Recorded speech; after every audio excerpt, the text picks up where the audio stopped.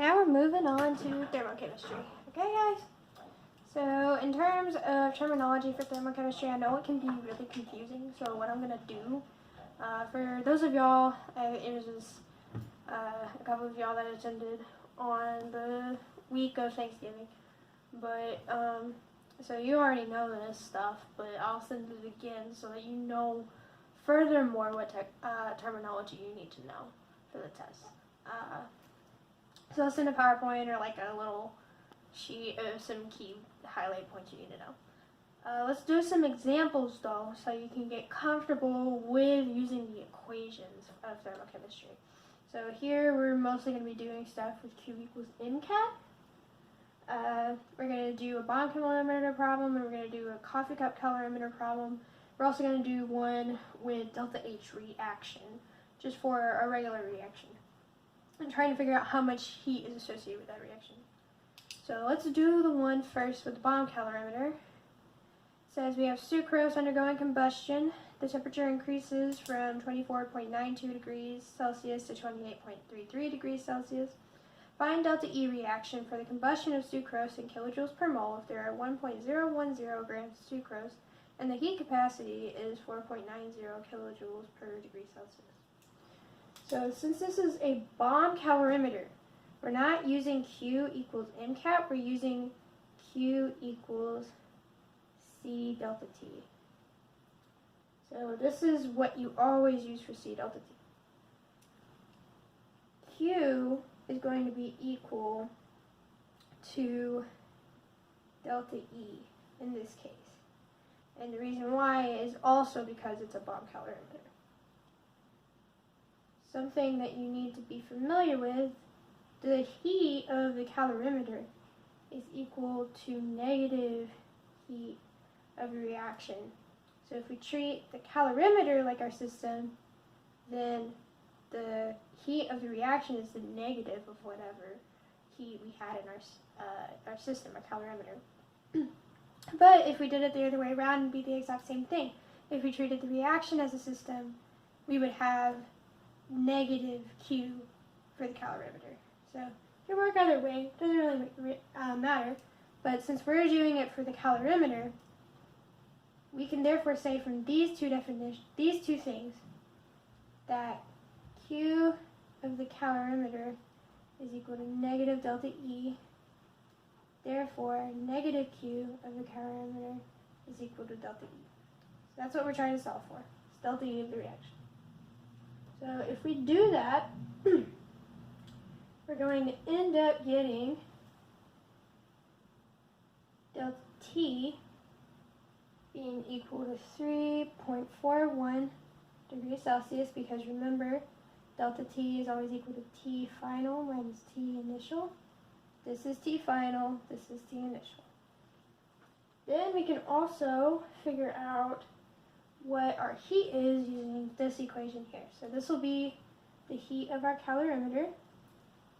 So we have our heat capacity here, which is 4.90 kilojoules per degree Celsius. And then we have delta T, which we just calculated using this. So that's 3.41 degrees Celsius. When you do this, the degrees Celsius cancel. You're left with kilojoules. So this ends up being 16.47 kilojoules. Therefore, delta E is equal to negative 16.47 kilojoules. So that's all fine and dandy, but they asked for it in kilojoules per mole. So this is the heat of combustion, the energy associated with it, but it's in kilojoules. We need kilojoules per mole. So the way we do that is we use the mass of sucrose to get our moles of sucrose. So we have this mass as sucrose. If you calculate the molar mass of sucrose, it ends up being 342.34 grams. So we have 342.34 grams of sucrose for every 1 mole of sucrose. So when we compute the moles of that, we have 2.95 times 10 to the negative third moles of sucrose. So in order to get this in kilojoules per mole, we can say delta E is equal to the negative 16.47 kilojoules divided by 2.95 times 10 to the negative third moles of sucrose. And you get negative 5.66 times 10 to the third kilojoules per mole of sucrose. So this is your answer. I want to make a quick note that when you have like this negative stuff, negative 2 cal, negative Q reaction, our answer is negative, delta E was negative. The negative sign has to do with sign convention, not the actual value being negative per se. So this is saying you're losing energy from your system, basically. What that means. So now let's do the second example. This is the one I was talking about where we're going to find delta H reaction from the reaction itself. So find the heat associated with the following reaction. This is the combustion of propane. They give us our delta H reaction, so if there's 13.2 kilograms of propane, what is the heat associated? This is a dimensional analysis problem.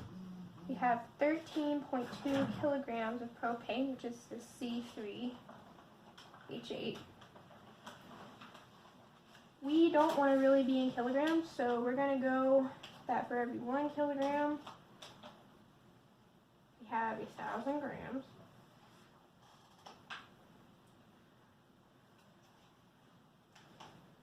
Now we can go to moles of propane. The reason why we have to do this is because anytime they give you delta H reaction, it's not listed, but this always means per mole of reaction. So the fact that it has reaction here, this will be kilojoules released per mole of reaction. Since we have this many kilograms of propane, we need to get into moles of propane. So now we have to find the molar mass of propane, which when you calculate it will be 44.11 grams of propane per 1 mole of propane. Now we're in moles. Great, that's what we wanted. So the next thing we need to do is use the moles of propane to get to moles of reaction. So we have an understood 1 here. This whole thing is our reaction. So with 1 mole of propane, we have 1 mole of reaction. So our units are canceling correctly so far. Got into moles of reaction. Now we need to use this delta H reaction to figure out how much heat we released. So we have negative 2,044 kilojoules released per 1 mole of reaction. Our moles of reaction cancel. We're left with kilojoules, which is the unit of energy, is what heat is. When you do the math for this, you will get negative 6.12 times 10 to the 5th kilojoules. Once again, sign convention because the heat is being released here. So now let's do this third example. So we have this reaction. We have this much zinc combined with sufficient hydrochloric acid to make 50 milliliters of solution in a coffee cup calorimeter. This is the key part here. This coffee cup calorimeter. This is our delta T they need to give us to us. So we need to find delta H reaction if the solution density is 1 gram per milliliter and the heat capacity is 4.18. This is the heat capacity of water. We're going to put this delta H reaction in kilojoules per mole. Important thing, like I said, coffee cup calorimeter. The heat is equal to delta H for these types of things. So it's not necessarily delta H reaction. Because remember, delta H reaction is per mole of whatever you have. So since it's a coffee cup calorimeter, we do use Q equals MCAT instead of just Q equals CAT. So let's find that out.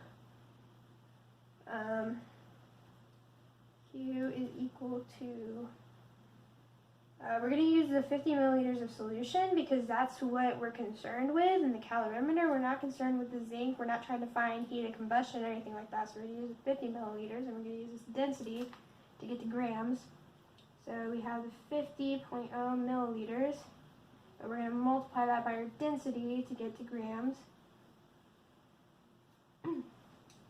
Then we have our heat capacity, which is 4.18 joules per grams times degrees Celsius. Then we have our delta T, which is 1.2 degrees Celsius. If you do the math on that, you will get to have, sorry, excuse me, 250.8 joules. I'm going to go ahead and put this in kilojoules because they want it in kilojoules per mole. So this is 0.2508 kilojoules of energy. You need to use the same deal. We found Q for the calorimeter. We are wanting delta H reaction, so the negative Q of the calorimeter is equal to Q reaction, which is going to be delta H. So it's the Q reaction that is equal to delta H reaction in this case. Now we can say that delta H reaction is negative 0.2508 kilojoules. But we're not done because right, they want it in kilojoules per mole. Here's where the 0.103 grams of zinc comes into effect. We're going to do it for 1 mole of reaction, right? So we're going to use 1 mole of zinc because from the recipe, that's how many moles we actually have. So if we convert this 0.13 grams of zinc to moles using the molar mass of zinc, which is 65.39 grams.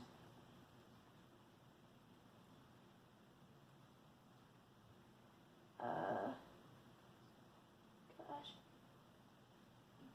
I'm not sure what that number is actually, so that's some number. But we're going to take that number and we're going to divide the negative 0.2508 kilojoules by that number. So you can get kilojoules per mole. So delta H reaction is equal to, oh wait, no, I did have that number, never mind. That was 1.575 times 10 to the negative 3 moles of zinc, and is therefore that many moles of reaction. Because it's a 1-to-1 ratio, we have 1 mole of zinc for every 1 mole of our reaction. So now we can say the negative 0.2508 kilojoules divided by the 1.575 times 10 to the negative 3 moles of reaction will give us negative 159 kilojoules per mole of reaction.